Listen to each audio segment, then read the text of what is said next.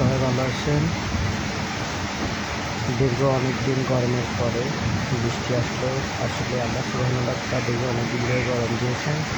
এখন বান্দাদেরকে বলতেছেন যে তোমরা এতদিন গরমের মাঝে ছিলে, তাই আমি তোমাদের গরমে থাকার কষ্টটা আমি বুঝতে পেরেছি, তাই আমি পক্ষ থেকে তোমাদেরকে শক্তি নেওয়ার মতোই বৃষ্টি দিয়েছেন আল্লাহ সুবহানাহু ওয়া তাআলা। সবাই আল্লাহ সুবহানাহু ওয়া তাআলার শুকরিয়া করবেন।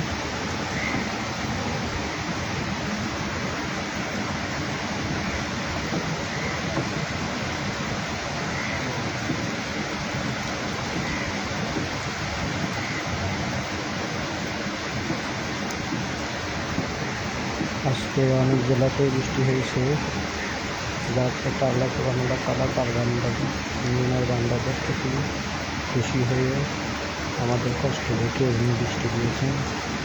আমরা অবশ্যই সবাই আল্লাহ সুবহানাহু ওয়া তাআলার শুকরিয়া করব।